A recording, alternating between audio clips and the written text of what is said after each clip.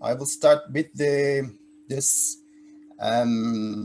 final slide here, and as you see the location of the Samos earthquake in 2020, and if we look at the active section, active faults here, especially under the sea, and we can see the normal faults continues to the Küçük Menderes Graben and to the Samos Island, and this is the south part of the graben.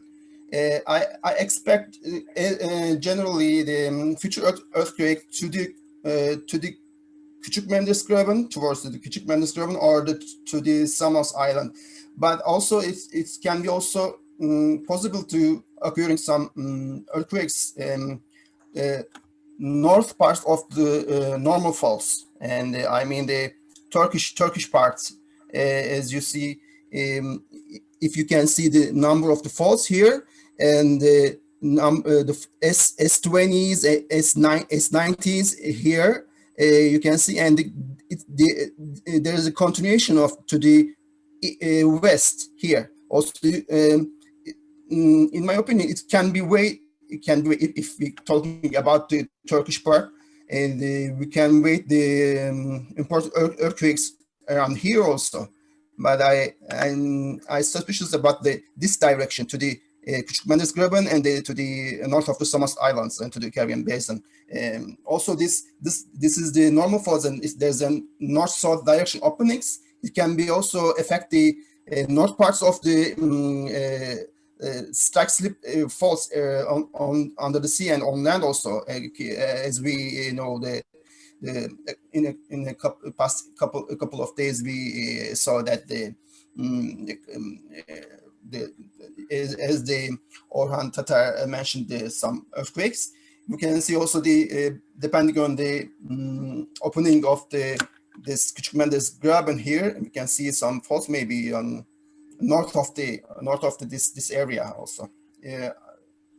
Is there any question for this, or I do agree with you, because the stress transfer techniques, you know, they show either to the east or to the west that the active faults will show, and the extension to the Küçük Menderes as well, and the offshore of west of Samos, north of Ikaria, that faults of northeast southwest with a oblique slip, strike slip component.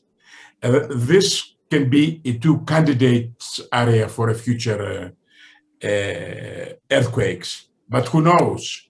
On the other hand, we have the phenomenon of domino for long distances that it is not clear yet. You know, there is evidence for the earthquake of Athens of September 1999 that it followed the Kuchali the strong earthquakes. Possibly it is a domino in the area, and you know, in the last 3 years we have in Bodrum, Kos, Lesbos, Samos, and now in the central Greece. That is not clear in the long distances, but in the short distance, you are correct.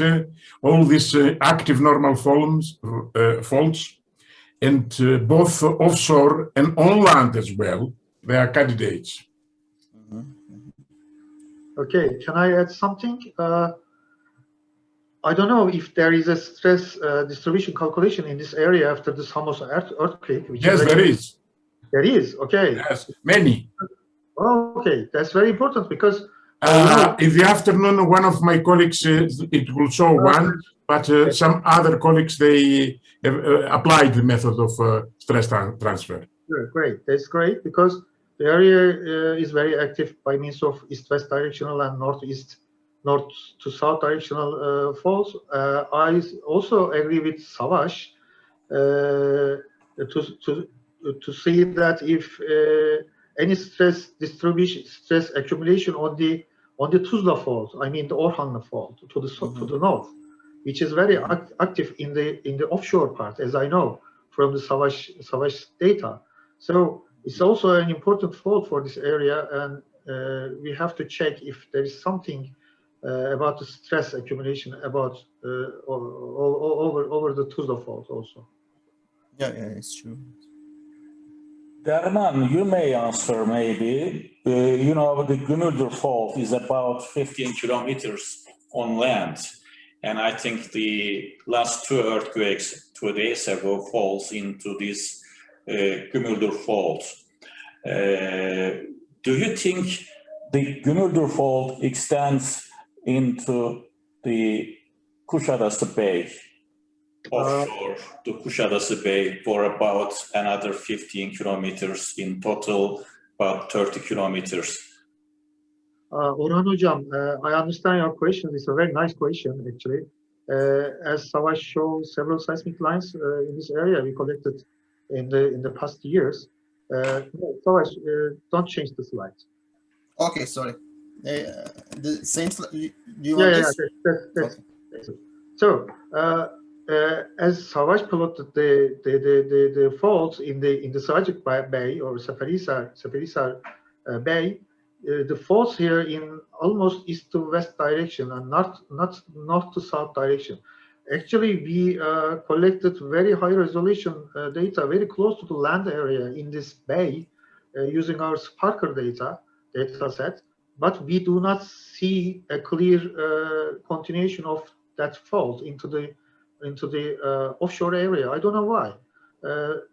In the Kuşadası, in the Selçuk or Seferihisar Bay, the faults are normal faults actually, or maybe most of them are sedimentary faults, not related to the tectonism of the area. But anyway, they show the normal fault characteristics, but we do not see the continuation of that fault towards the south. But anyway, we see the continuation of the Tuzla fault to the south is very prominent in the marine side, but not the fault you mentioned, Orhan Hocam. I don't know why. You have to check it. May I add something about this, about Kuşadası Bay? Yes. Okay, I just want to show that this section also, especially I want to talk about the Gümüldür fault. This direction is extends to the Tuzla fault, and Gümüldür faults is approximately perpendicularly, it's continuous like that. Here, and you can see the normal fault starts offshore Kuşadası, not so much close to the shore, but I think this part normal faults, this parts and S19, S20 are the same faults with the Gümüldür faults, because these are the normals, and their tilting and deeping are the same, like the continuation, like the Gümüldür fault, and it represents the opening of the Küçük Menderes Graben. I just wanted to add something like that. Okay,